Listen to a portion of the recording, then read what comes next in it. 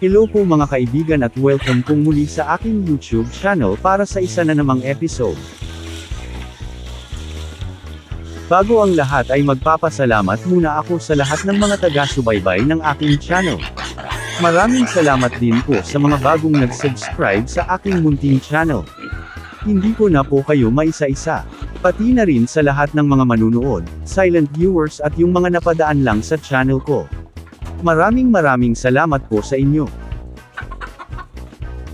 Kung napadaan ka lang sa aking channel at nagustuhan ang aking video ay baka pwedeng makahingi ng isang simpleng like. Huwag na rin pong kalimutan na mag-subscribe at paki-press sa notification bell para laging updated sa mga susunod kong videos. Salamat po.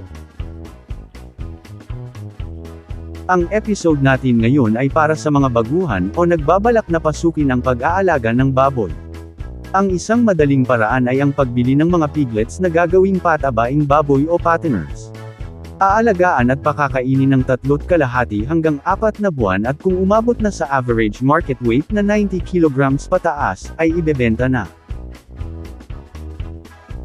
Pero paano kung ang mga nabili na mga piglets ay bansot o di kaya ay sa pag-aalaga natin ay naging mahina ang paglaki? Malaking kabawasan ito sa kita natin dahil hindi aabot sa wastong timbang ang mga alaga at kung pakakainin pa at gugugol ng ilang linggo ay dagdag gastos naman tayo sa pagkain. Ito po ang tatalakayin natin ngayon kung paano maiiwasan ang mga bansot o pagkabansot na nabiling piglets. Bago mag-umpisa sa pag-aalaga ng fatteners ay may iilang mga bagay na dapat natin titingnan. Hindi po nangangahulugan na basta-basta na lang bibili ng piglets at ating aalagaan. Ang mga bagay na dapat nating tingnan at alamin ay ang mga sumusunod: magandang lahi, wastong kalusugan, sapat na nutrisyon at management. Tatalakayin natin ang mga ito sa abot ng aking makakaya at sa simpleng pamamaraan lamang. Isa sa may pinakamahalagang bagay ay ang magandang lahi ng baboy. Nag-contribute po ito sa halos 50% para maging matagumpay ang inyong pag-aalaga.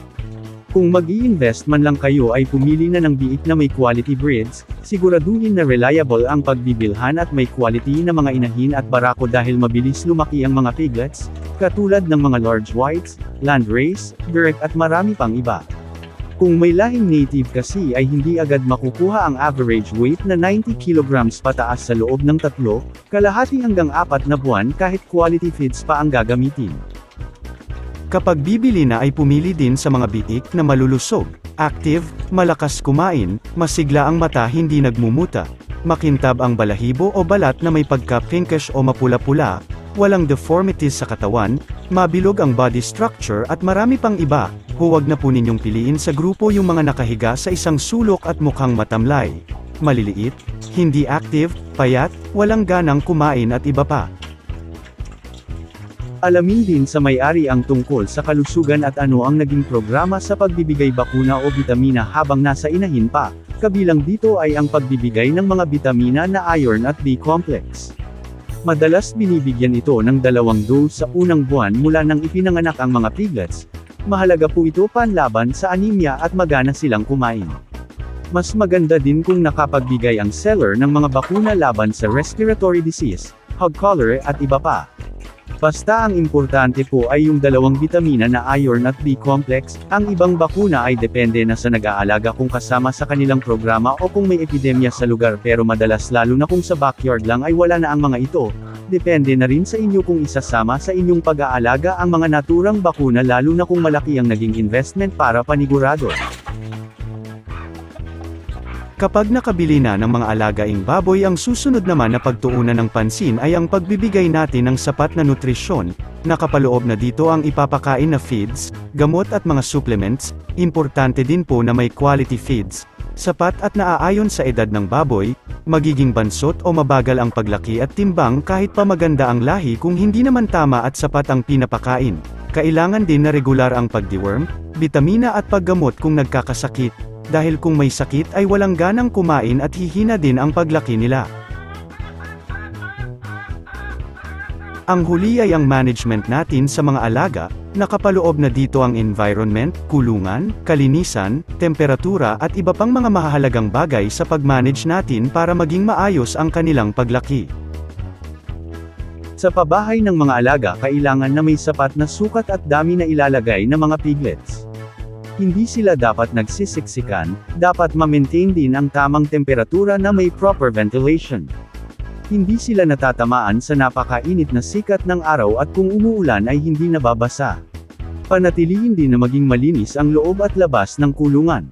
Kapag isa sa mga ito ay napabayaan, halimbawa kung sobrang init o lamig at marumi ay nagdudulot po ito ng sakit, kapag nagkakasakit na ay mawawala ng ganang kumain at magresulta sa pagbagal na paglaki, maliban dito ay gagastos na naman tayo para sa mga gamot.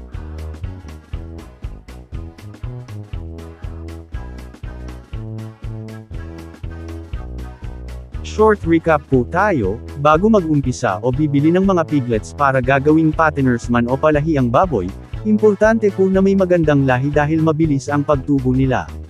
Alamin din ninyo ang kalusugan o ang naging pag-aalaga ng may-ari kung nasunod ang mga basic na bakuna bago bilhin. Isang importante rin ang nutrisyon na ibibigay natin, ang angkop sa edad at sapat na dami ng feeds na makakain, supplements at mga gamot kung kinakailangan. Sa ganitong paraan ay makakaiwas tayo na makabili ng mga bansot na biik o di kaya ay mabansot sa ating pangangalaga. Basta't maayos lang na masunod ang mga tinalakay natin para maging maayos din ang paglaki nila at may benta sa tamang timbang at panahon.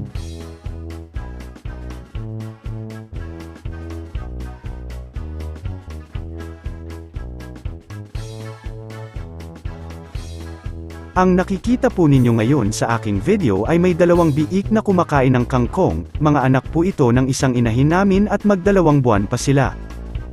Hindi po sila gagawin naming mga patabaing baboy, sila ay gagawin na mga future na inahin. Para po sa inyong kaalaman ay mixed feeding ang sistema ng aming pagpapakain sa lahat ng mga inahin, may halong darak ng palay, commercial feeds at ibang mga alternatibong pagkain tulad ng kangkong, madre de agua, at iba pa. Itong dalawa ay nasa pure starter feeds at wala pang halong darak, sinasanay na rin sila sa pagkain ng mga dahon. Hindi po namin nirerekomenda ang ganitong sistema ng pagpapakain sa mga fatteners dahil may hinahabol na timbang at may benta sa tamang panahon. Kung gusto po ninyong malaman ang ganitong sistema ng pagpapakain para makatipid lalo na kung papasukin ang pag-aalaga ng mga inahin, ay may mga nakaraang videos po ako patungkol dito, maaari po ninyong tingnan para magkaroon ng mga ideas. Maraming salamat po.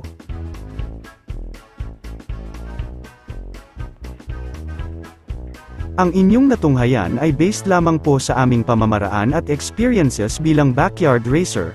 Maaaring hindi angkop ang aming pamamaraan sa ibang mga nag-aalaga. Hanggang dito na lamang po ang aking video.